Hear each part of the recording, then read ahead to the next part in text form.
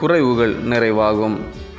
அவர் அவர்களை நோக்கி, நீங்கள் இப்பொழுது மொண்டு பந்தி விசாரிப்புக்காரனிடத்தில் கொண்டு போங்கள் என்றார். அவர்கள் கொண்டு போனார்கள். அந்த திராட்சரசம் எங்கே இருந்து வந்ததென்று தண்ணீரை மொண்ட வேலைக்காரருக்கு தெரிந்ததே அன்றி பந்தி விசாரிப்புக்காரனுக்கு தெரியாததினால் அவன் திராட்சரசமாய் மாறின தண்ணீரை ருசி பார்த்தபோது மணவாளனை அழைத்து, எந்த மனுஷனும் முன்பு நல்ல திராட்சரசத்தை கொடுத்து ஜனங்கள் திருப்தி அடைந்த பின்பு ருசி குறைந்ததை கொடுப்பான். நீரோ நல்ல ரசத்தை இதுவரைக்கும் வைத்திருந்தீரே என்றான். யோவான் 2:8-9-10. கானா ஒரு கல்யாண வீட்டிற்கு இயேசுவும் அவருடைய சீடர்களும் அழைக்கப்பட்டிருந்தார்கள்.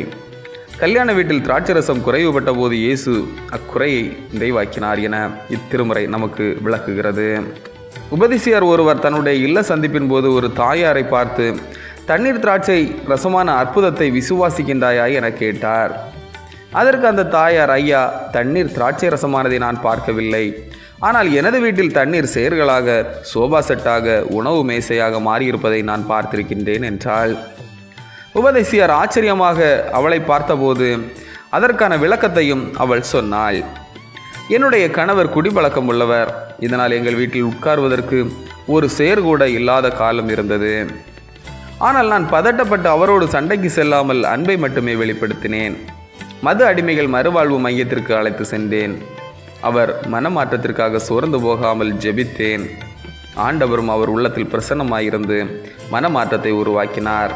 குடிப்பழக்கத்தை முற்றிலுமாய் விட்டுவிட்டார். இப்போது எங்கள் வீட்டில் தண்ணீர் செயர்களாக, சோபா செட்டாக, உணவு மேஜையாக மாறியிருக்கிறது.